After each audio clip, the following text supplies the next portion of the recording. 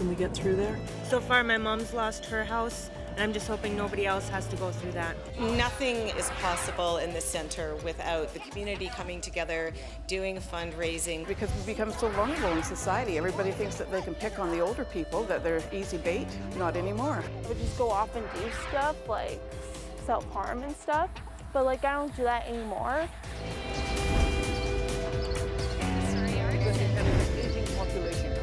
I'm Leah Bolton. I'm Dean Well. Fraser Focus, a fresh perspective beyond the bridge. Hello and welcome to another edition of Fraser Focus, local places and faces from here in the Fraser region. I'm Dean Atwell. And I'm Leah Bolton. This week we highlight the Saccomaniacs Golf Tournament and we talk about some resources for those with autism. As well, we head over to Abbotsford to visit some therapy horses. Then it's a personality profile on local heartthrob musician Jeff Neill. And then over to Surrey and Langley as we learn a little bit more about senior self-defense. But to start off the show, we address a devastating issue that's been going on in BC, local forest fires. We have seen a growing number each day, so as the situation is still uncertain, we're expecting that to continue, so we're trying to stay ahead of the evacuee numbers and keep our capacity strong. We're from Williams Lake and we just been evacuated because of the fires. It took 8 hours to do a 8 hours to do a 2-hour drive. It was just bumper to bumper for hours and hours and hours. Who's that? Who's that? Oh, this is my husband's dog, Molly, from Williams Lake. First thing I asked for when I went in there, I said, "Have you got some poop bags?" Oh yes, we got some. I didn't think of that when I left home. Well, you don't? I mean, what did you grab when you left? Well, she'd phoned me and wanted photos, so I filled up 2 boxes of albums that she had, and then I grabbed a crate of loose ones that they really wanted, and a few clothes, and I left. He was what we were worried about. He's 3 months old, and the smoke. Hi!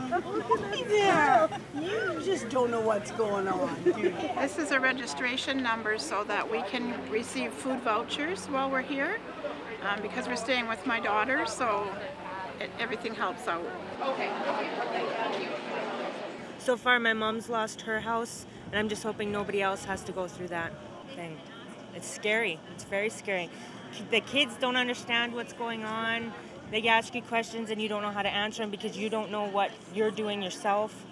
It's hard. First of all, I'm so grateful that the community is so caring and so willing to step up to the plate to help those who've been really so traumatized over this fire. There's about 100 trained ESS, Emergency Social Services volunteers in the city. Because really, that's what it's all about, right? I mean, we just did a celebration for 150 years of Canada, right? So what better way to show us by, helping out the community and giving yourselves, any way to help out, right? My aunt actually is in 100 Mile right now, got evacuated. So the more people that can help out, the better. That's what it's all about, isn't it? We have 108 cots positioned right now with space for a number more. And in the back corner, you can see there's some availability there.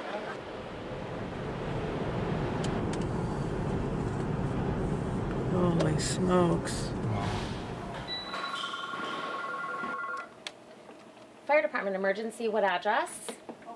I mean, it's not abnormal to have all these fires, but it's a lot more than normal. Yeah, we have some dry conditions happening and a lot of lightning strikes caused by the weather there and not a lot of rain.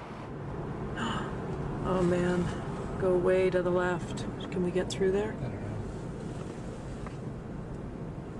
Power lines are dead. Oh my goodness, I would go fast. Could they keep coming this way into the Fraser Valley? We're certainly part of that same ecosystem. So while we're not directly threatened at this time, the threat or the possibility of fire is imminent. It's very real. Am I concerned? Oh yeah, there's always some idiot out there smoking, throwing butts out. I mean, it happens all the time. It can happen anywhere. The fire chief has issued a ban on burning throughout the city, and we're trying to keep a handle on any kind of open burning. We're concerned about cigarettes, especially in cars nowadays, along medians, and people enjoying the parks. So there's a ban on any kind of open burning at all, just to protect our our wildland and our trees. So hard for so many people who lost their homes, Dean. That's right. Local communities are grateful for the hard work and efforts of firefighters and volunteers in the areas. Stay with us here on Fraser Focus. We'll be right back. The reason why we decided to get so involved is we've had experience dealing with autism.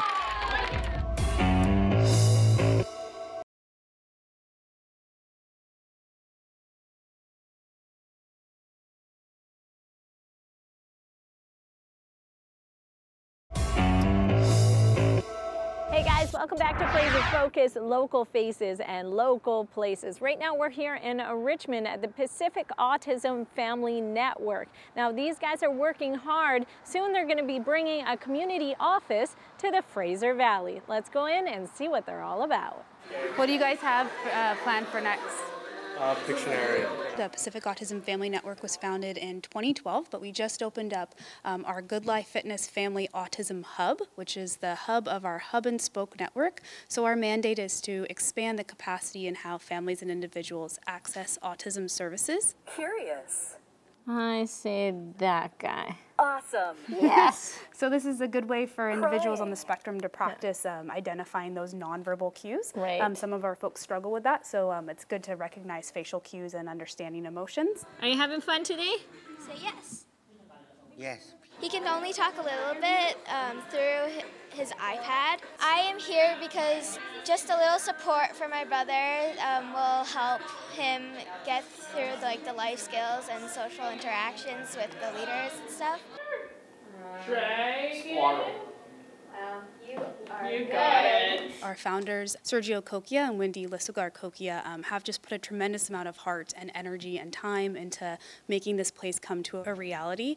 They own and run the Century Plaza Hotel and Absolute Spa, and they do a lot of inclusive hiring within the spa and the hotel. And this is a good space because Saccomaniacs named this room back here. We're thankful for the Saccomano family and the Century Plaza and the work they've done to support our organization in putting on the Golf Classic. Quite a few years ago, we participated in the Autism Speaks Walk for Autism. And you had to come up with a team name, so we thought, well, Saccomano, Saccomaniacs. So we kind of put the two together. The reason why we decided to get so involved is we've had experience dealing with autism, and we've worked with a lot of families who have autistic children. Okay, Jack, read the question and ask someone. When's your birthday? Before we even knew Jack had autism, we actually thought he was going deaf, and he had never said a word. And then we got him into ABA therapy, and his very first session of treatment, he said his first word. Oh, that must have been exciting. There wasn't a dry eye in the place, and I was just so thrilled to know that my son could talk, and that this treatment was available that would allow him to thrive, to learn, and to grow. It's a game that Jack is capable of playing with his friends, so it's Jenga, but the twist on it is that we've written different actions and questions, and so it increases socialization. The most exciting thing about the center for me is the opportunity for families to have one place to go to get their information. What's your favorite part about this? Just playing with Jack and see how his reactions and how he interacts with different activities we do. What's the biggest change you've noticed in Jack? I would say he talks a lot right now, and he can actually answer different questions more. And what about you, Hayden? What's the biggest difference you've noticed? Well, I knew Jack for a while now, but probably the biggest difference I noticed from a long time ago is probably that he's a lot more comfortable around us. Nothing is possible in this center without the community coming together, doing fundraising, putting in their time, their efforts, volunteering. I know that I was previously involved in one of the Saccomaniacs Golf Tournaments a few years ago, and another great example of community coming together to support a very important cause. And I know that feeling that when you get that diagnosis, where do you turn? What do you do? 15 years ago, there wasn't as many to turn to as there are today. We have supported the Pacific Autism Family Center for the last 4 years. And this year, now it's up and running up in Richmond. This year, our funds are going to be focused towards putting a center out in the valley for the families who require the services out there. Because there's so many people. 1 in 55 are being diagnosed with autism today. And 15 years ago, that number was 1 in 110. So it's almost doubled in prevalence over the last 15 years. The 9th annual Saccomaniacs Tournament takes place on August the 14th. We'll be right back here on Fraser Focus in a moment. Okay, take him down! Woo! Take him down! That's it, and you're out of there.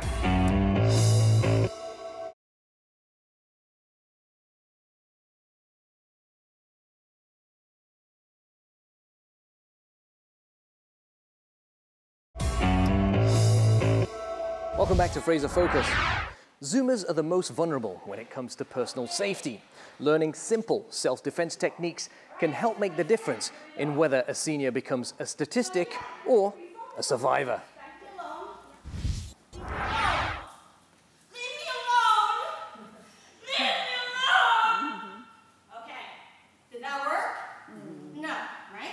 Be environmentally aware. Be cautious. Make sure simple things are followed in your daily routine to avoid potential conflict. I'm going to take those thumbs and I'm going to smash them together. Almost always, that's going to loosen the grip, unless they have just completely insensitive thumbs, which are not going to happen. What can we do as we age to stay safe? Being aware of your surroundings at all times is going to be a first step. And the other thing is, and police officers do this, so I'm giving you, I hope, a credible tip, is you envision scenarios. So there's my purse. She grabs. Okay, she wants it. Good, give it to her. I told you so. Leave me alone. This is not yours. This is my purse, not yours. You want to be out of there. So don't have the last word. I know that's super hard at our age. I didn't want to give up going outside and having fun, and I hike and I swim and I exercise, and I think coming here has sort of given me that power back. Run him down. Go, go, go, go, go. Yeah. Woo-hoo. As we get older, we have some challenges. So we don't have the same balancing effect that we used to, nor do we have the physical ability to be able to do things we did 20 years ago. A lot of them came in with challenges, physical challenges. I myself am over 60, so I know how that feels. I know how it feels to get up in the morning and hurt. Hey, old lady, how's it going? Come here. Well, as we age, because we become so vulnerable in society, everybody thinks that they can pick on the older people, that they're easy bait. Not anymore. And it works because people are afraid of people that have that kind of reaction. Essentially, a person minding his own business answers the door, and to his surprise, the person at the door immediately tries to barge past him and into his residence. The senior just took care of business. Make no bones about it, this is a fair-sized individual in the homeowner, and so he both hit this intruder with the bat and then managed to essentially headlock and bear hug him until police arrived. So. Okay, take him down! Woo! Take him down! That's it, and you're out of there. If someone is engaging you in a fight, you do try to create distance, but if it's necessary for you to wallop them, then be prepared to wallop them.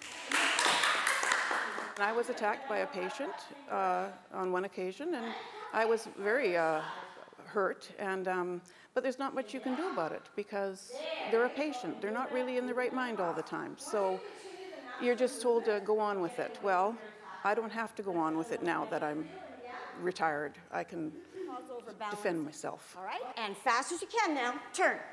Martial arts itself is different from self-defense. Self-defense needs to be quick, precise, and to the point. You only use it in the very last resort when nothing else has worked verbally. So as he comes closer and tries to grab you, you're just going to keep hitting. This is the helmet right here. Supposed to protect the head here. Protect it down here. All right. You're walking towards each other. Here we go. What's happening? What's going on? What's? Go. 1, 2, 3. Knee. There we go. We certainly don't want to encourage vigilantism. We certainly don't want to encourage acts of violence, whether we're talking about the violence being perpetrated by a suspect or by the victim. At the end of the day, we want to make sure that people are safe Obviously, in that group, initially, we're talking about people who might be victims, but at the end of the day, we have to also be concerned about the suspect. Thanks for beating me up. For the moment, you guys deserve a round of applause. Whoa. Some serious groin action and punching there. Yeah, wouldn't stand up too much to these beautiful ladies. You're watching Fraser Focus, more local stories. When we come back, I need to sit down. Playing left-handed is very difficult. This is just going, all these fingers are going, I don't even know what to do here.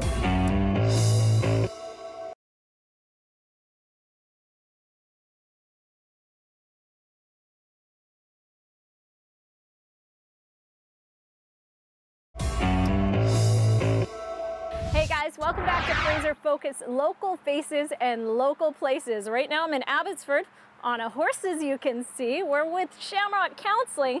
They found a different way and different technique for therapy with animals.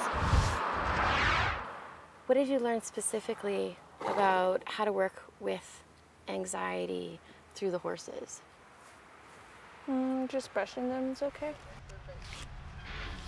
Well, I've been riding since I was 5 and competing since I was 5. And I just feel like it fits because I want everybody to feel successful. And so I can bring that into the counseling. Very nice. No problem. So before we start walking, we're just going to do a couple deep breaths and kind of ground ourselves and kind of relax a little bit and kind of connect with Buddy, check in with how he's doing. Well, let's say there's a client who has anxiety issues. Well, you put them in with a horse, and often those anxiety issues are going to come up in some way right in front of you, and it gives you that opportunity in the moment as it's happening to help them work through it. And then we bridge it to what we call real life off the farm so that it helps away from here. Chance! Well, we've got a bit of an obstacle set out where we're going to see if you can get her to walk over and follow you over an obstacle. And that kind of is a bit of a metaphor for when we reach obstacles in our life and how do we navigate those with the people we care about. Interesting. So she stepped on it and she didn't walk quite over the middle of it. So what does that kind of, what could you maybe adjust for the next time of wanting to go over the middle? Just step further out so I can get her where I want. Yeah, so you can kind of adjust where you step so that she walks. That's awesome. My depression got to the point where I needed medication. So we went to the hospital and they recommended counseling first. Then my mom forced me here, like not mainly, just like, you know, you need to go, like you need to get better, you know, which I have been, and then I got on medication. 1, 2, 3, up. Last year on August 1st, 2015, I was hit by a truck and I had to have multiple surgeries. I was in critical care, ICU for about 32 days. Good boy. Of course I still have like my bad days, but like before it was like constantly. It was actually where I had to be monitored because I would just go off and do stuff like self-harm and stuff. But like I don't do that anymore. It's just kind of a calm like place. Left foot? Yeah. Okay. And then right swings up over the back of the saddle. Okay, no problem. 1, 2, don't run away. Put. It takes 4 of us to do this. All right, woohoo! I originally was referred by a friend because they deal with horses, and I had lost my mare of 19 years, and so there was a huge amount of grief and just not working past it. You know, it was blocking a lot of areas in my life. So within 3 sessions, it had turned the corner, and I could now experience memories of my horse without over-the-top grief. Nice. I try not to think of it too much, and then I come here and get to come see Wonder, Buddy, and all the other horsies. Does this make you kind of want to get a horse yourself? Yeah. Your patience, but persistence is kind of getting you both to where you want to go. Guitars are less of a trophy for me, they're more of a tool. They have to do things, and this is one of a couple of really great acoustic guitars that I have. I don't hear a word, I don't hear a thing, something to make me feel better. Originally, Streetheart formed in 1977. I joined Streetheart in 1981. The first album that I did with Streetheart was the Streethart's self-titled record. Oh, yeah, yeah, yeah. Such a strange girl. You sure look good. And the band was officially a band and broke up in 1984. I went to Australia for a number of years after that and started doing shows again with Kenny in the late 2003. We were doing a few shows together and he said, hey, what do you think about coming back to the band and doing it sort of full time again? Under my thumb, oh, I thought it all, yeah, yeah. She just changed her way. Inside of me. One of the shows you're going to be doing is CanaFest. Yes, I'm going to be hosting CanaFest 2017 again this summer. So playing and hosting. I will be playing with... Multitasking, yes, like I'm doing here. Like I will, well, we played with Streetheart. We played in 2015. Last year, I went and was a host along with Darby Mills. We co-hosted the weekend together last year. The Darby Mills project. I got to see her play New Year's this year. Oh, nice. Yeah, over in Surrey. We've recorded some music together, and she's got this great husky, bluesy, soulful voice. It feels wrong. I know. Well, this is it. This is when people say you're really good, I said you should try this. Playing left-handed is very difficult. This is just going. All these fingers are going. I don't even know what to do here. I'm just getting a feel for a day in the life of Jeff Neill here. I don't think I could do this. This is hard. What kind of love is this?